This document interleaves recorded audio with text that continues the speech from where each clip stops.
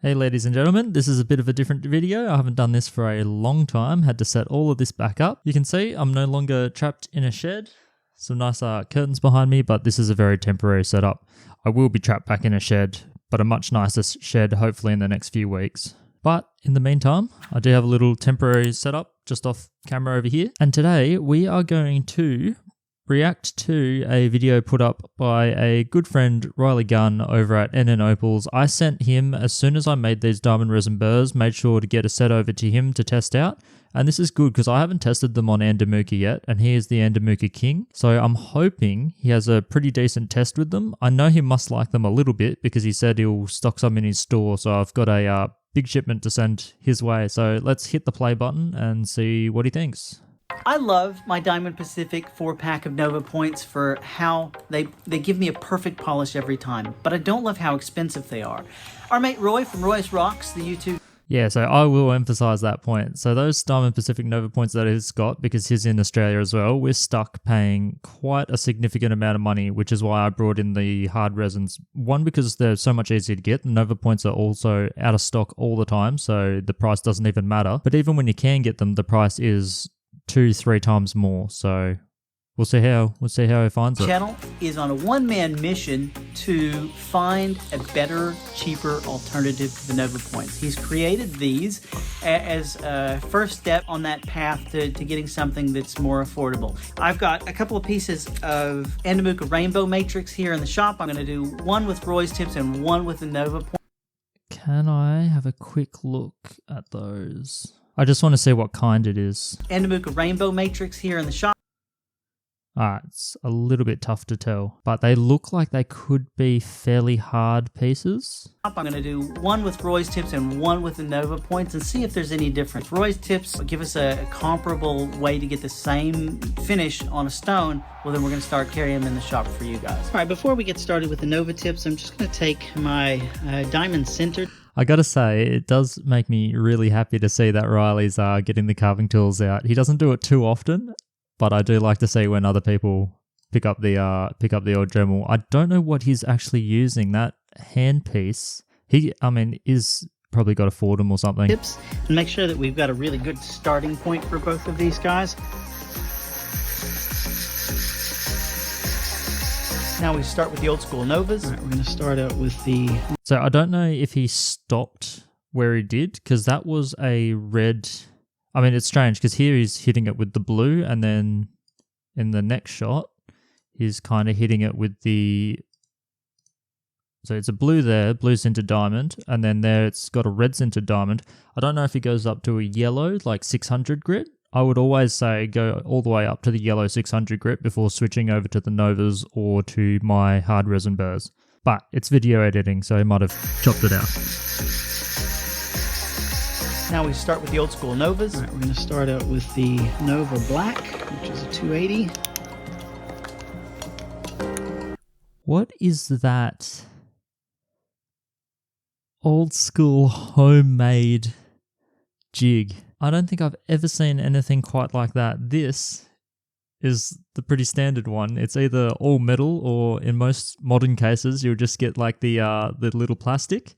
I mean, this is the functional part. That's always the same. You never really need to crank it with the little arms. But he has something from the Dark Ages. Super cool. It's about 5 minutes per each tip to cover the whole stone. Now we go up to the 600 grit brown Nova. It's about 5 minutes per each. So for a stone that size, if he's doing it in 5 minutes, it is pretty quick. That's pretty fast, but I guess there's nothing complicated. There's no like patterns or anything scribbled into it. He's literally just trying to test out a piece, which is what I've been doing with a lot of these pieces as well. I haven't been going too elaborate straight from the get-go. But yeah, 5 minutes is, for that kind of surface area, is super quick. I would probably, like if you're starting out, you're going to have to go much longer than that. Just don't be surprised if it does take longer than 5 minutes. Each tip to cover the whole stone. Now we go up to the 600 grit brown Nova. And now we move to the gray, which is a 1200 grit.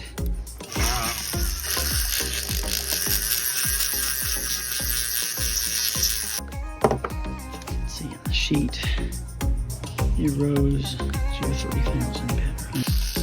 Just double checking because he doesn't use it too much probably. So that's the unpolished side. And yeah, that looks about right.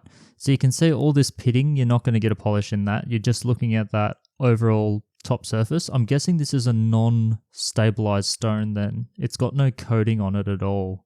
It's just been, I think sugar and heat is Riley's preferred method. I don't think he's an acid man like Pulitzer. But yeah, this doesn't look like it's got any kind of resin treatment or anything like that. inside it has been polished with the Nova points. That looks pretty good for 3000 grit. Now we go 200, 400, 800, 1500. So I expect the polish that we get from these will probably not be quite as good that we get from the Novas because it doesn't go to 3000, but you never know. Grits can be funny. So he is right there. Grits can be funny because he's got a fair bit of expertise in all of this. And he would have firsthand experienced a lot of the things where just a different burr at a different grit can be really different, especially with the resins because their hardness of them is actually so different. But also when I state my grits, it's kind of like you've got a percentage spread of the grit sizes. And I'm talking about the maximum size that you'll most likely find will be a 200. But in this 200 grit burr, there are much finer little grits in there as well. It's not perfectly 200. That would require a lot of sifting.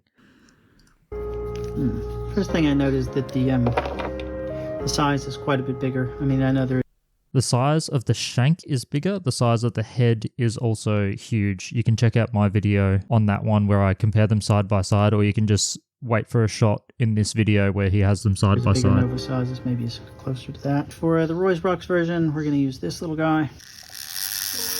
So he didn't show it there, and maybe he hasn't done it. We'll have to wait to see if he pauses. But if you go back to the brand new burr here, you'll see that hard seam line. I do advise you just hit it with an aluminium oxide dressing stick. So I have one of those sitting on the desk as well. So aluminium oxide dressing stick, you can see the colors that I've baked in here. I think they are from the original prototypes, but typically I just use the pointed end. And here you can see I've crisscrossed a bunch of different grits. I always recommend taking off that edge with this so you avoid getting any of that kind of hammering or you can get some weird wiggly surface lines if you don't get rid of that first. Maybe for the Endomuka matrix it doesn't matter too much, but for a lot of other pieces, the more pure opal pieces, it will potentially cause issues. First thing I noticed that the size is quite a bit bigger. I mean, I know there is a bigger Nova size. Yeah, see that edge? Closer to that. For the Roy's version, we're going to use this little guy. The Endomuka matrix will get rid of that edge super fast. A little bit more gloss of the Novas, but yeah, it's a no, bit that looks higher about grit. right. You know, dollar for dollar, that's really very similar in polish. All right, so that was a great little test. I was super happy with the way that Roy's bits performed. They're a lot bigger. So if you're used to cutting the Novas that I carry, Roy's tips are significantly. So I'm not sure if he's using the ones that he showed in the packets, but the Novas do come in two different sizes. To me, that looks like they might even be the larges or used large. But yeah, the used large is still tiny in comparison, which isn't necessarily a bad thing. I do like having some smaller burrs, which I'm keeping a couple of my burrs that are ground down to be able to reach a lot of smaller places. But I do commonly refresh mine so that I'm using some bigger ones and I can save the smaller worn down ones for later. Larger, maybe 2 or 3 times bigger. When I was cutting with them, I noticed that a lot of the resin was ending up on the opal. And from having tried a bunch of these types bits before, what that usually means is that they wear out faster than the Nova bits. But considering they're 3 times bigger, they're probably going to last about the same amount of time. Yeah, I've been pretty transparent with that as well. And I've also mentioned that the resin that I've tweaked just slightly, it's mostly just a colorant, but it seems to be lasting longer than the prototypes that I tried initially, which did produce a lot more mud. But yeah, the 200 and the 400 grits, they do degrade very quickly, but again, they still last longer than the Nova points just due to the size. And the Nova points, like 280, also wears out super fast. If you've ever used like lower than a 280, they just melt. Just because there's so much more material to wear through here. So not necessarily a bad thing, especially if we can get these at a much more competitive price point. In terms of the kind of cutting that I do, or the kind of carving that I do, I tend to do intricate things, right? If I'm going to carve something, it's generally going to be intricate. So the size of the tip really matters for me a lot of the time. If you're the kind that doesn't have, an arbor or a big flat lap and you do all of your cutting on a Dremel or a flexible shaft, then you might find these is really handy in just doing your general polishing all around. Once you shape something with your centered bits, it really helps to have something big like this, because you want to cover a lot of that opal surface area as fast as you can. If you try to do it with something small like this, it just takes forever. So there's... For a man that I don't see carving very much, he is nailing all these points perfectly. He's covering it incredibly well. We're only almost 4 minutes into the video, and he's almost done the full test, and every point he said, I can't disagree or dispute it at all. Is 100% on the money. Definitely a time and a place for this, and I can see how it would be super useful for a lot of you guys. I'm happy with these. I'm going to have a chat with Roy. I'm going to stock these in my shop. I'm going to go ahead and I'm going to use it on a bunch of different opals and see how they perform on different kinds of opals. But generally, if they perform on this kind of rainbow matrix, then they're going to perform on any kind of opal. For those of you guys who are used to buying bits from me, I use 2.35 shafts on all this stuff in my shop. One thing to note is these shafts on Roy's bits are bigger. They're 3mm shafts, so if you're using a sizing chuck that you can put anything on there like I do, it's not going to matter to you. But if you're using a chuck that accepts only certain size bits, that's something that you're going to need to know. All right, so I played through a little bit longer there, but it looks like he's just about to go into some stabilization. So if I just have a look here, yeah, he's showing up some glues. There's a little bit of flame there. There's some sandpapering. So he's going to now continue the rest of his video with the stabilization and the finishing off of the stones. I would strongly suggest going across to NN Opals page and having a look. I'll link it in the description, but you're on YouTube watching this video, so just chuck NN Opals in. I mean, you should already be subscribed. That should be a mandatory thing. He is one of the OG Opal YouTubers. He's been at it a while. I know I've seen a lot of his videos. He's up there with the Black Opal Directs and Pulitzer Opals. He's been at it way longer than I have, so I'm just a youngin' compared to him. So you can learn a lot from that channel, and I reckon in this second half of this video you'd learn a lot, and I myself am going to finish off watching it now, but he has finished up with the testing, and like he said, he was going to talk to me if he was happy with them, and he was happy enough to start stocking them. So I'm literally bagging up a lot of the little bags and getting them sent his way on Monday mornings. Yeah, I'm pretty happy. It looks okay on the Andamuka results. Let's have a look back. It's just after here. If we can get them both going at the same angle. He is right. So not only does the 3000 grit Nova Point have a higher grit, so it's all automatically going to beat the 1500, it's also on a softer resin, which also pushes it up a little bit. One of the complaints I always got when I was selling Nova Points, which I would still love to do, I just can't because Diamond Pacific weren't really cooperative with it. But one of the things with the Nova Point 4-piece kits was I would get so many people complaining about the 3000 grit being included and being forced to buy it. Because a lot of people, especially with the wheels, they don't use the 3000 grit. They'll just go up to the 1200 and then they'll finish off after that with their diamond paste or with their cerium oxide.